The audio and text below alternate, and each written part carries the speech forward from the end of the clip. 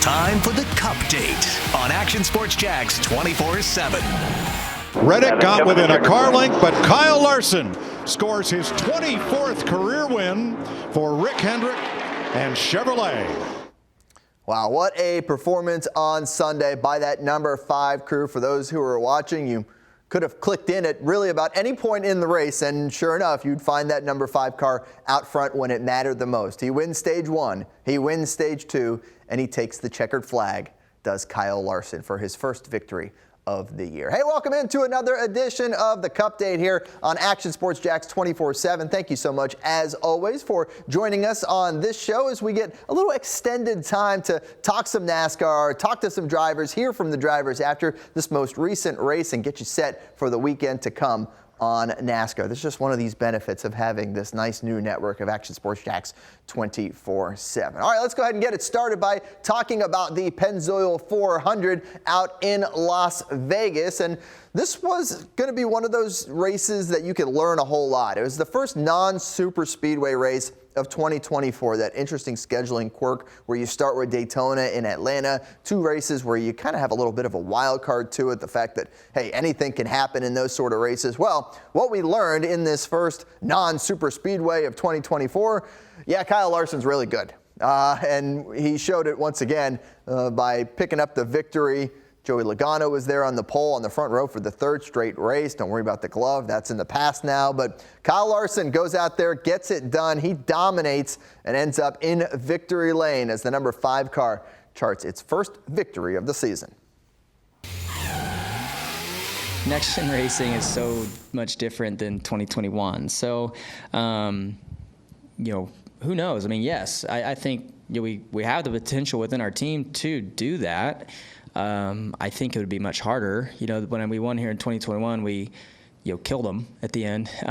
In this, we had to fight really hard for it. So as Cliff mentioned, the field is much tighter. So that's going to make winning much tougher than back then. But again, I think our team is, well capable of it. I feel like we've done a really good job of executing to start the year. Our sense of urgency is there. Like, we know that we've got to keep evolving.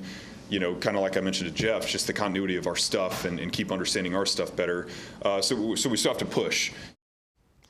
Of course, it is very early in the season. We still have 23 whole races all the way until we get to the playoffs. But you start to wonder, is this going to be a season where a guy like Kyle Larson can go out there and dominate, at least in the early stage of the season? While it seems like the Chevys certainly have an advantage, we'll get to that in just a little bit. But let's get to your top 5 from this race out here on the Cupdate wall, as we've got jackpot for Kyle Larson, of course, in Las Vegas, gets the win, but over Tyler Reddick. Really looked like Reddick was going to have a chance there at the end to kind of track him down, running that high line that Reddick does better than anybody else in NASCAR. Ryan Blaney, another solid performance, of course, runner-up at the race in Atlanta by 3 1/1000ths of a second. Ends up 3rd in this one, just ahead of Ross Chastain. Maybe a little budding rivalry there between those two. Chastain not so happy about some of the blocking that Blaney was doing at the end of the race, and vice versa in the season finale a year ago when Blaney was after a championship and Chastain wanted to win that regular season finale. They both did, so all's well that ends well, but now we got a little friction there. We like friction in NASCAR. And how about Ty Gibbs, the sophomore driver, gets a top 5 finish. I want to show you a picture. This is a really cool picture that popped up on social media. And for those who don't know, that's Jason Aldean on the right, along with the 1st and 2nd place finishers from this race. That would be Kyle Larson and Tyler Reddick from 19 years ago. This was when Aldean was signing his first real contract in the music industry. And of course, the youngsters were early in their racing career. Fast forward to now, and they're all much taller. Well, maybe Jason Aldean's not that much taller, and maybe Tyler Reddick's not that much. Okay, anyhow, I won't make fun of it. It's fine. It's all good. Good blast from the past there. Let's take a look at some other notables when you look at the results from this race. The Pennzoil 400, Noah Gragson with a 6th place finish for Stuart Haas. More on that in a second. A little tease ahead. We mentioned Joey Logano was on the pole. He still winds up with a top 10 finish, ending up in 9th, but probably disappointing when you start first to not even end up in the top 5. Brad Keselowski, his best performance of the year, gets up to 13th. Young guy, Carson Hocevar, the rookie, ends up 15th, and there really wasn't all that much attrition in this race. You talked about Chris Buescher, the only one unable to finish the race, as he had his accident early on in the race, and the number 17 was sent to the back. All right, so some of the key themes from this race. Let's discuss the Pennzoil 400, and really, it was Larson dominating from start to finish. I mean, that is the biggest thing that you want to talk about, is just how much that number 5 team was able to do it. But while they did dominate, you got to give an attaboy to Tyler Reddick. They were right there at the end of stage 1, stage 2, and as mentioned, they gave it a shot at the end and nearly had a chance to run him down. It was just one of those things where Kyle Larson was able to take the air off him. He wasn't able to close any closer, and Larson gets the victory. 31 different drivers end up finishing on the lead lap in a 37-driver field. And I do want to mention William Byron very well could have been towards the front of the field if not for a pretty wild incident. Let's hear from Byron as well as Reddick about their finish in the race. I think we were a little better in the beginning of the race, and everyone kind of caught up to each other. So that's when I decided to have a terrible, stop at the end of stage 1. So that's what it all boils down to. I've been asked about it all winter long. What's it take to win races? And it's run clean races, and we didn't do that again. Once it got kind of farther up the nose, then it was, then it overheated, and it went from, I normally runs like low 200s or whatever, and it got to like 290 pretty quick, and then it just would climb 1 degree every half a second, and got to like 350. So nothing we can do about that. Is that not one of the most wild circumstances you can get in a race? Yeah, you'll occasionally get like a little piece of trash that ends up on the grill. You can get behind another car and it'll fly off of there. But an entire giant black trash bag, which I heard had a beer can inside it as well, getting stuck on the grill, forcing a pit stop so the car wouldn't overheat. And that pretty much did it for William Byron's day. Never really able to get back up towards the front. But you know what? It's okay because he's already in victory lane along with Daniel Suarez, his amigo, and now Kyle Larson. We knew it was really only a matter of when, not if, Kyle Larson was going to end up in victory lane this season. He's been one of the best racers over the past few years on one of the best teams in NASCAR. Sure enough, finds his way to victory lane. And with it, and along with some other solid performances to start the year, he is tops when it comes to the driver standings, ahead of Ryan Blaney. We mentioned his second straight top 3 for him. Martin Truex Jr. up there. Ross Chastain's been good. Kyle Busch, early season, starting well as well. How about this, though? Some of the names not pictured here in this top 16. I know it's very early in the season, but 21st in the standings right now, Christopher Bell, who has made the Final Four the last 2 years. Not there as of yet, outside the top 20 even. Joey Logano, he started very well in all 3 races, but still finds himself 24th, and Brad Keselowski in 28th, although that's kind of trending a little towards the better with the 13th place finish a week ago. We mentioned 2 Hendrick drivers in victory lane. I wanted to show you this. This was the final point standings for Hendrick drivers 1 year ago, and obviously Larson and Byron did their part. They made it all the way to the Final Four along with Christopher Bell and the champion Ryan Blaney. But Chase Elliott, Alex Bowman, both of those drivers unable to make the postseason a year ago. Right now, they're 7th and 13th, respectively. But this was a big year for Hendrick, wanting to make a splash in their 40th anniversary season. We had a chance to talk to the 2 winners, that'd be Larson and Byron, before the season started about what it means to drive for Mr. H. I'd say the general messaging from Hendrick and Mr. H himself is just, it's our 40th year, and we want to go out there and win the 500, win multiple races, and win the championship. So that's the goal. That's the goal every year, but there's probably a little more incentive this year with it being the 40th. It's special to be a part of the 4 teams that have the pressure of putting on a good season for him. So, he's had a legendary career, and just glad to be a part of it, and hope to add some more numbers to the stats sheet this year.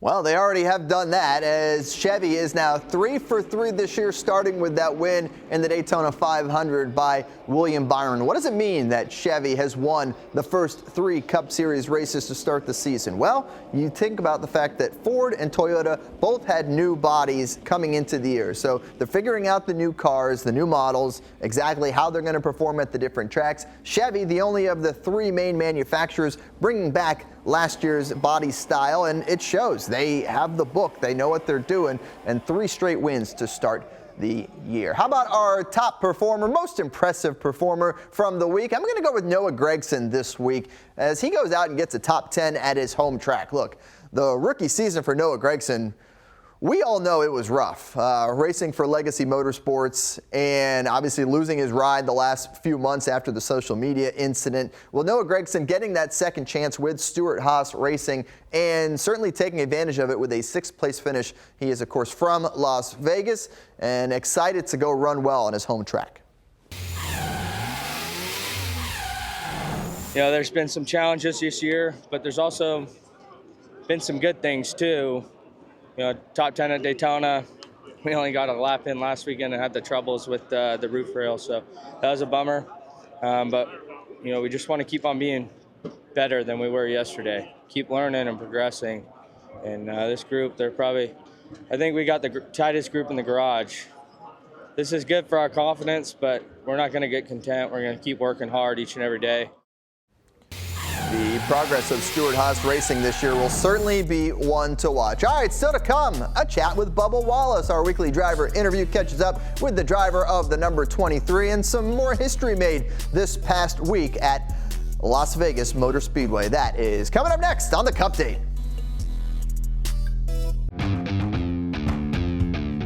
When you think sports, you think Action Sports Jacks, the official station of the Jaguars, on location for every game. But the most experienced team in town doesn't stop there. From high school football to the big events in the area, Action Sports Jacks is always on. Now, we take that to a new level. Action Sports Jacks 24/7 is around-the-clock coverage of the teams you love and the moments you can't miss. The best local sports in Jacksonville on Action Sports Jacks 24/7.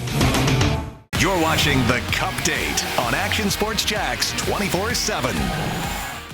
I'm just pretty speechless. It's been a tough journey so far, and a lot of people have, helped me get to this point. And thank you to every single one of y'all. And definitely ups and downs, but this journey has been fruitful at times and testing at times. The weekend got off to a great start on Friday night in the trucks race, and Rajah Caruth, what an amazing story he is. Another one of those iRacing guys, originally from Washington, D.C. in the city, currently a student at Winston-Salem State, 21 years old, and he goes out and gets his first ever victory in the NASCAR Craftsman Truck Series. What a win for Rajah Caruth. Man, those HendrickCars.com vehicles certainly did well this weekend if you consider Kyle Larson's paint scheme as well for Sunday. So you look at the historical perspective, Caruth now joins Bubba Wallace and Wendell Scott as the only 3 African-American drivers to ever win in NASCAR's top 3 series. That's the Trucks, Xfinity, and the Cup Series. Of course, Bubba's done it in the Trucks and in the Cup Series. And Wendell Scott, the first ever to do it, and he did it right here in Jacksonville, way back when at Jacksonville Speedway. Of course, that's no longer here. It's an apartment complex now, but great history from those guys and great for the sport of NASCAR. Let's learn a little bit more about Bubba Wallace, driver of the number 23 car, of course, 30 years old. He's been in this thing for a little while now, made his trucks debut an entire decade ago. That came way back when in 2013 as he started off his NASCAR career, and he's done well in the trucks. He had 6 victories in that series before eventually working his way up through the system. Now 2 victories in the Cup Series and finished 10th in the points 1 year ago. I had a chance to catch up with Bubba Wallace about the finish to last year and looking forward to driving for Team 2311. How much did kind of the back half of that 23 season encourage you here for the future for 24 and beyond? Just the way you guys were able to string together those great performances when you needed them at the end of the regular season and then advancing around in the postseason as well. Yeah, I think it's just everybody, taking a step up and delivering to the plate on what we needed to do. So we know what we're capable of doing. It's just a matter of bringing that from the start of the season to the very end. And we have a great group of guys this year, some new faces, a lot of familiar faces, but just what we're working on over at Airspeed, the brand new shop there we just finished completing. It's fun to see the growth of this team. Both the 23 and the 45 are hungry for more, knowing that we had our best year yet as a 2-car organization. We're now in year 4, starting year 4, and to be there from the inception is really, really cool. So we just got to step up and be ready. You mentioned year 4. Obviously, the familiarity grows each and every season. How have you seen that kind of steadily rise as each year has gone, getting used to the people around you in the building and on your team, as you mentioned, now entering year 4 with 2311? Yeah, I mean, just continuing to gain the experience and knowledge of how the sport works, the ins and outs on and off the racetrack is important, not only for me, but everybody a part of this race team. And so to see things and how they've come together, I think has been just fun. A lot of hard work, a lot of effort's gone into this to make it to where it is seamless for us drivers just to go from our debrief meeting, hop in the sim, and then get in the racetrack, and then do that for 36 weeks, 38 weeks, whatever it may be, and get the most out of it each and every time. So I appreciate everybody's effort on doing that. Got to continue to make it happen. Certainly starts at the top with the ownership for your group. I'm going to ask you for your best Michael Jordan story, because over the years, I'm sure you've been able to come up with quite a few now that you've had as many interactions as you've had with him and Denny Hamlin as the owners for 2311. Yeah, no, it's been fun getting to know MJ more and more as a person, getting to understand how big of a race fan he actually is. Denny and I, we've known each other and raced against each other for a while now, so it's been fun growing that relationship. But, MJ is, he loves to win, and he wants to do everything he can to win, but he also understands how hard the sport is. And he knew that just coming in, just because of who he was and what he's capable of, you don't just win right away. It takes a lot of hard work. It takes the effort that, he sees in myself, that he's seen in Kurt, that he sees in Tyler. He sees the potential that we have, and he pushes us and motivates us to just go out and deliver and get better each and every weekend. Best bit of motivation he's ever given you? Was it a speech? Was it an act of some sort? No, I think just from the day one, we all seen the interview where we don't sign checks to losers. Just having those one-off private conversations of how important it is to for us to just be ourselves and have fun. Like, it's just fun going to the racetrack with this team. There were some rumors about 2311 maybe trying to expand to that third car with the number 67 entry. And we saw last year you guys dip your toes in with Pastrana and Kobayashi both getting a race in there. How much do you kind of look towards the future of that maybe happening? And you see these guys do these one-off races, and it's being pretty successful. I mean, Van Gisbergen doing it in Chicago on the street course last year. Is there anybody, as a second part to this question, that you would want to see from outside of NASCAR jump into that 67 car, if even only for a race this year? Yeah, I've always said to Skip Lewis over here.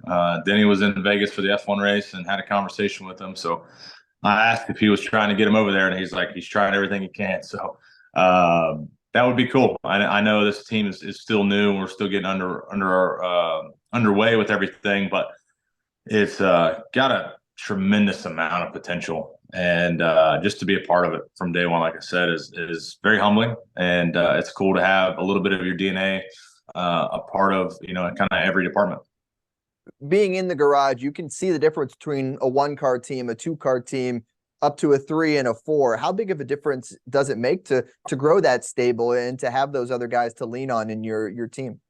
Yeah, I mean, Toyota as a whole, we grew to 2 more cars this year, sometimes 3, with the legacy guys and Jimmy and those guys over there. So it's important. Numbers are important, especially when it comes down to speedway stuff. But just having data to look at, info, and the same kind of ideas to bounce around and get a good game plan for our race cars to make them the best that we can be. So we're still the minority in the garage out of the manufacturers, but we have a lot of powerful punches, in our fleet. So it's fun to be a part of the Toyota camp, continuing to grow that. And you never know what we'll see this year, but looking for good things out of the new body. All right, good stuff there with Bubba Wallace. Still to come, a different drive. We take a look at another bit of motorsports here in North Florida. We got Gator Nationals on tap in Gainesville. That is coming up next on the Cupdate.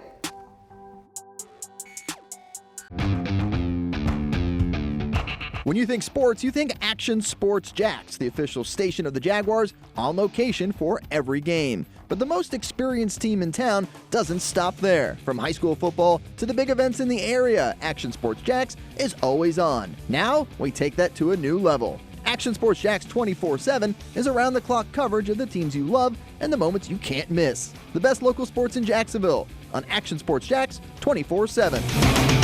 You're watching the Cupdate on Action Sports Jacks 24/7. All right, next up on the schedule is a trip to Phoenix Raceway, of course, home of the championship race at the end of the year in November. The trucks take the week off. You take a look at the weekend schedule. You got ARCA racing on Friday night, so expect a lot of wrecks there because that's what they do. Xfinity on Saturday at 4:30, and then the Cups or drivers going at 3:30 on Sunday. And by the way, once again, that race will be on Fox 30, so we're excited to have that for you here on Action News Jacks. It is the Shriners Children's 500 at Phoenix Raceway, and I wanted to mention that it's the 500. Remember, it's a mile-long track, but they're not going to be going 500 times around it. 312 laps. And why do you say, why is it the 500? Well, they use kilometers. I wanted to share that because my coworker, Marcel Robinson, very upset about it. Didn't think it made any sense at all. But that is why it is the Shriners Children's 500 instead of the 312, because that's how many laps and miles that they'll be doing. Excited about the race in Phoenix. Really good preview for the year to come, especially that season finale when a title will be on the line. All right, time for a different drive now. And for the folks here in North Florida, you probably know about Gator Nationals. You know about the NHRA drag racing going on over there in Gainesville, Florida. It is an experience, and for those who've been to a NASCAR race, you know that NASCAR is all about sights, smells, sounds, and really just getting a chance to experience what motorsports is. Well, they ratchet that up in the drag strip racing as well when it comes to the NHRA. A couple storylines for this one. Funny car standout Matt Hagan. He's a star driver for Tony Stewart. He won last year. He's won back-to-back at Gainesville's Raceway for the Gator Nationals. Only 5 other drivers, by the way, have won 3 straight in Gainesville. This also will be the debut for Tony Stewart, his team owner, making his Top Fuel debut in Gainesville. So that will be a lot of fun and intrigue to go along with the racing in Gainesville. So go check it out this weekend. Go on out to Gator Nationals, see it for yourself, and give it a different drive, as we like to say here on the Cupdate. All right, that is going to do it for this edition of the Cupdate. Remember, we got Phoenix coming up next week. It is only race 4 on the season, but it's an important one, as drivers will get a good chance to see what it looks like at the end of the year as we leave you this week on the Cupdate. Have a good one. Thanks for watching the Cupdate on Action Sports Jacks 24/7.